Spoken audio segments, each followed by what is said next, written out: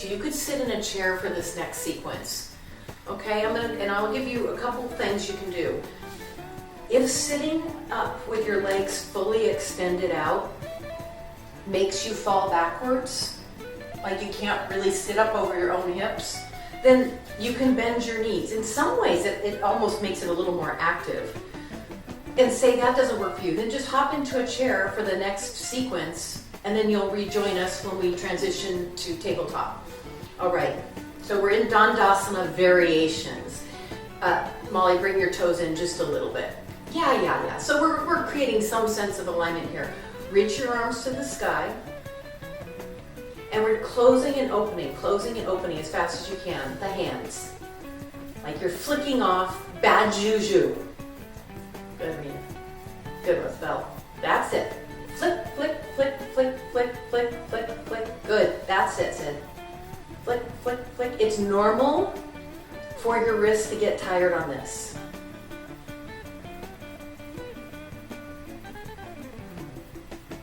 Keep breathing. If you want to add breath, Kapalabhati breath. If you want to add breath, good, Deborah.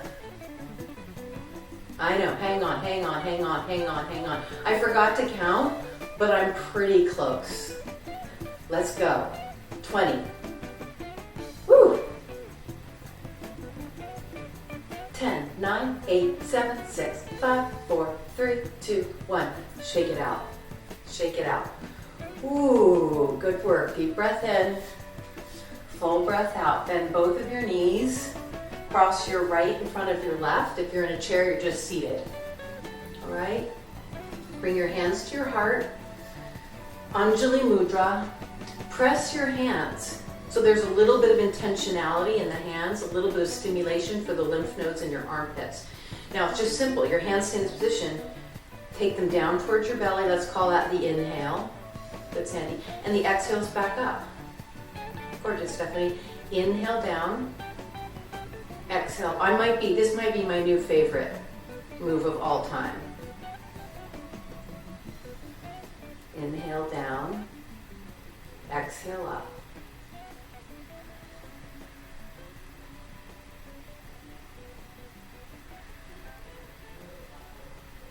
Two more times.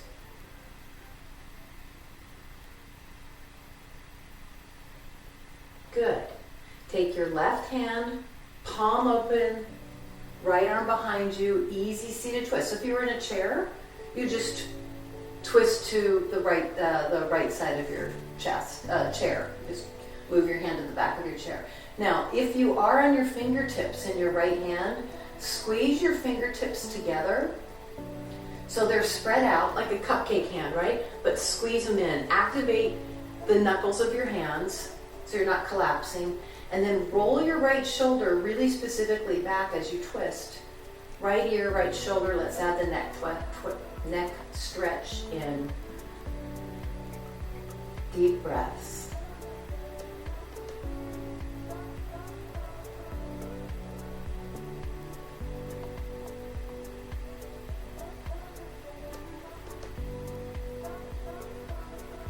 Two more. All right. Keep your left hand where it is. Reach your right arm up and over. Side stretch, look down. If you want to make it more active, bring your right hand behind your head and look up. Notice how there's a tendency to want to hold the breath, especially on the looking up idea. Open up. Exhale your way back through center. Let's say you're seated in a chair. I just have you reach your legs straight out, holding onto the sides of the chair. Otherwise, any variation of Navasana boat pose you like to practice. I'm doing supported, holding the back of my legs, keeping my knees bent. Great, everybody. Roll your shoulders back. Lift away from your sitting bones. Really good, Penny. Really good. 4, 3. Look, even having feet down, good, David, with your arms reaching is going to activate your abs. You don't have to do full boat. Come back up. Now make knuckles, make fists with your hands. Bring your hands behind you. Position your hands any way that feels good. Roll your shoulders back, push your knuckles into the floor. Now make your wrists feel really straight. Notice if there's a tendency for your wrists to want to collapse. Mine do. I don't even really notice that I'm doing it until right now. So keep your wrists really straight. The problem with a lot of yoga poses is it's a steep angle on the wrist. So if that's an issue for you, we have to figure out ways for you to have less of a steep angle. This is the most extreme way. Now a few of you could lift up and take this to a modified tabletop. That's going to really work the arms. We won't hold for long because I want you to get used to this working on your knuckles. It's a little weird. Come back down. I know. Shake out your hands if you need to. Now this is a solve for some of you. It's not a solve for all of you, but it will make your forearms stronger without being in wrist flexion. So it may not feel totally cool today, but I just want you to play around with it. All right, cross your legs, left and front, hands at heart. Press your hands in. Inhale, point, hands down. Exhale, back to heart. Point, hands down.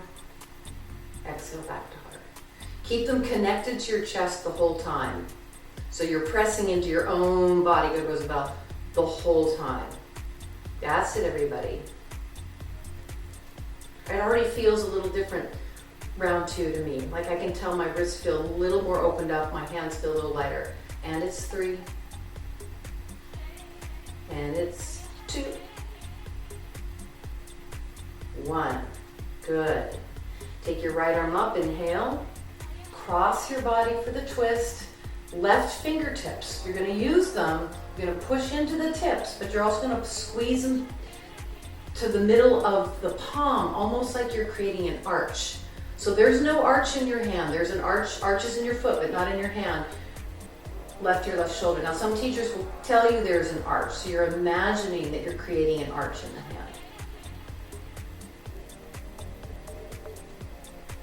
Deep breaths in. Rolling left shoulder back. Widening left collarbone, making that active. And then taking it into a lateral fold. When you're ready, left arm up and over, looking down, usually a little softer. Holding the back of your head for support, looking up. Almost always feels a little more vigorous, especially through the waist. Make sure you're breathing.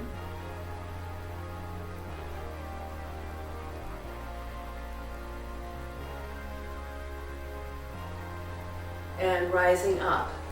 So your choice, another variation of Navasana, any way you want to practice it, or simply resting in a slight forward fold here for a few breaths.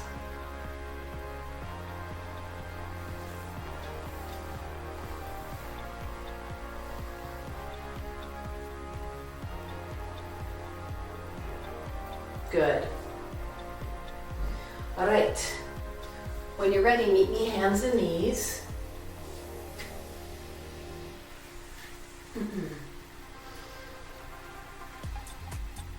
Hands facing forward, fingertips facing forward, circle to the right.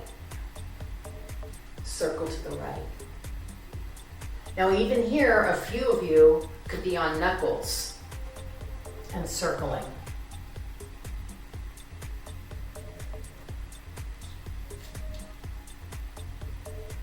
Circle to the left.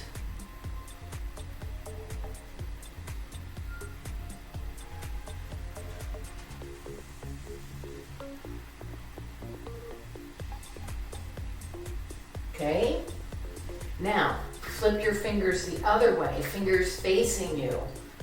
That's going to be a lot deeper. Rock back and forth. Rock back and forth. So your hands are flat, your palms are still down, but your fingers are facing your knees. Your fingers are facing your knees. Good. Keep the back a little bit, circle to the right. So opening up the wrists and the forearms. Really good. Really good, Barbette. And the other way.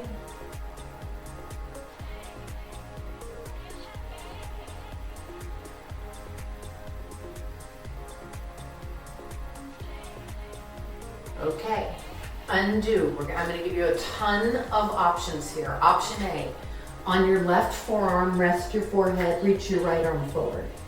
Half puppy dog. Both arms reaching forward, full puppy dog.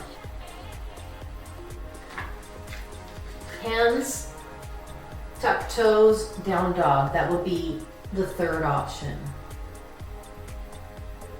The fourth option would be on your knuckles, plank.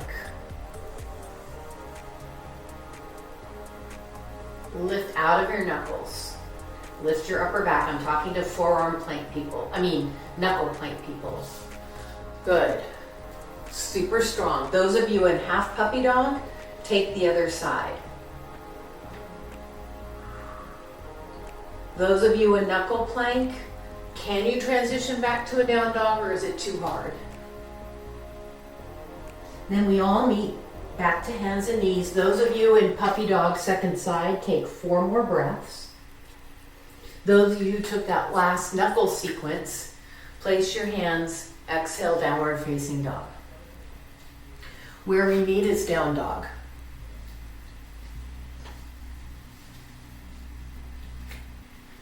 Good, Sigrid. From down dog, pull forward to a full or a half plank lower to your belly. Reach both of your hands back, good, Clarissa. Lift your shoulders off of the mat. Keep your spine long, especially your neck. Press your hands down, press your toes down. Shalabhasana, locust pose with everything down. Probably one of the softer variations of this pose. So anytime you're with me here on the belly, this could always be your go-to pose. Right. You can make it stronger by lifting your legs and hands up. It usually makes it feel a little bit deeper. Hold for a few breaths. And then come down. Reposition your forearms for Sphinx pose. Now, as I said on Saturday, if you walk your elbows forward, you'll have less of a steep incline in the lower back in terms of an arch. So you can always do this whole entire sequence with your elbows in front of your shoulders. That's an easier way for the lower back. Otherwise, it's elbows under shoulders. And we're going to flow this. So your inhale is an emphasis on pulling the chest through, drawing the collarbones back, and pulling your elbows energetically back, creating more work through the upper spine.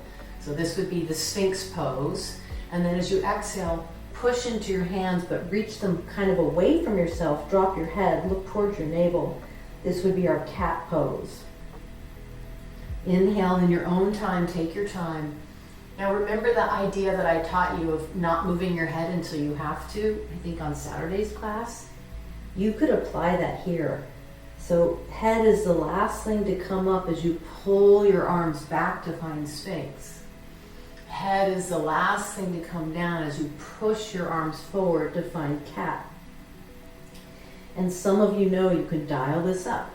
It's always going to be the same in Sphinx, but you can start to exhale, lift towards your knees on the cat pose, or even lift all the way to the tops of your feet on the cat pose. And it's real strong shoulder and ab work.